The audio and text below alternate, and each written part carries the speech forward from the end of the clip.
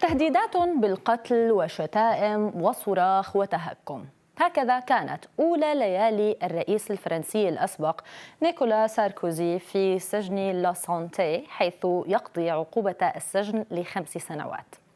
بعض الفيديوهات انتشرت على مواقع التواصل من السجن، وأظهرت سجينا يهدد بالانتقام للرئيس الليبي السابق معمر القذافي، ويقول لساركوزي أو ساركو كما يناديه الفرنسيون إنه يعرف كل شيء. لنتابع. On va venger Kadhafi en encourant tout Sarko, Ziad Takidjin en encourant les milliards de dollars. مكتب المدعي العام في باريس أعلن في بيان له ما يلي: تلقينا بلاغا من قبل مدير سجن لا سانتي بمقطع فيديو جرى تداوله على وسائل التواصل الاجتماعي. من الواضح أنه جرى تصويره من قبل أحد السجناء. تم استجواب 3 سجناء في إطار التحقيق، فضلا عن ضبط هاتفين في أثناء تفتيش السجن. تلك التهديدات مشاهدينا طبعا أدت إلى تعيين ضابطي شرطة مسلحين لحماية ساركوزي في خطوة أثارت جدلا وشكاوى من نقابات حراس السجن، كون البعض رأى فيها عدم مساواة بين السجناء، خاصة هؤلاء الذين لديهم أعداء حتى داخل السجن.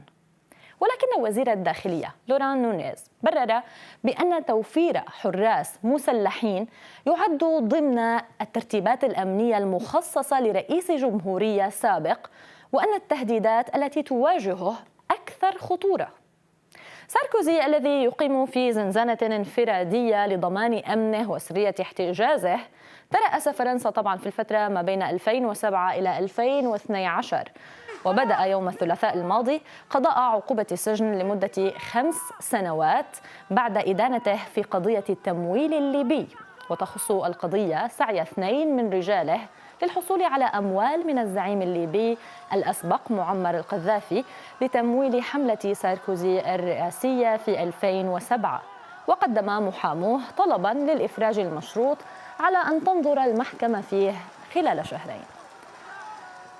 من جانبه نشر سيف الإسلام القذافي نجل الزعيم الليبي الراحل معمر القذافي، نشر على صفحته الخاصة على منصة فيسبوك ما يلي: يقول: في مثل هذه الليلة من عام 2011 كنت مرميا في صحراء زمزم جريحا مطاردا من طائرات الناتو وعملائه على الأرض، وكان ساركوزي ينام في قصر الإليزي، واليوم ها أنا أنام في غرفة نومي الجميلة، وساركوزي ينام في زنزانته الانفرادية الموحشة.